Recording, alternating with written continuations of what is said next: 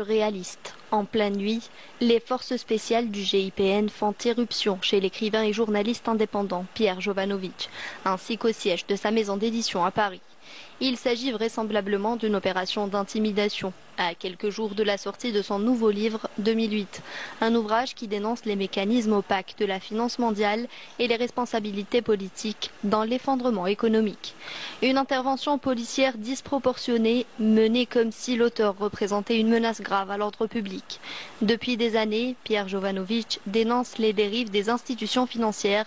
Il alerte sur les abus des systèmes financiers, l'endettement organisé des États et la concentration du pouvoir entre les mains d'une élite économique. Il y a un dossier, il y a un tribunal, il y a un procès, et ainsi de suite. Alors que débarquer chez moi à 11h, alors on va montrer les photos. Qu'est-ce que je dis 11h? À 1h du matin. À 1h du matin. Ouais, à 1h du matin. Donc c'était pas à 6h. Parce que ça permet, si tu veux, de court-circuiter tout le processus juridique classique. Mais ça, c'est pas illégal. Santé. Non, parce que c'est une affaire de santé. Parce que là, il y avait le GIPN. Alors on va montrer les images encore. Ouais, il y avait le GIPN, et ça c'est au jardin des livres.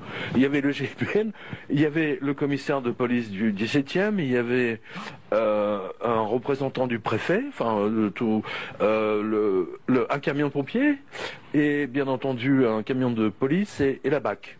Donc ça faisait vraiment pas mal de monde, mais les gendarmes et les policiers qui suivent un revue de presse m'ont expliqué que c'était les autorités nécessaires pour interner quelqu'un. L'affaire soulève une vraie question en France, pays qui se vante d'être défenseur de la liberté d'expression. Un écrivain se retrouve ciblé par une vaste opération policière pour un livre jugé sensible. Le contraste est frappant. La France n'hésite pas à pointer du doigt certains pays qui, selon l'Hexagone, manquent de liberté d'expression, comme l'Algérie. L'emprisonnement de Boualem Sansal, accusé d'avoir porté atteinte à l'intégrité du territoire national, a provoqué l'ire de Paris. Aujourd'hui, les services de sécurité français arrêtent un écrivain dont le seul tort est de vouloir dénoncer les entourloupes des banquiers. Même moi, je veux dire, en vous parlant aujourd'hui, j'ai du mal à réaliser encore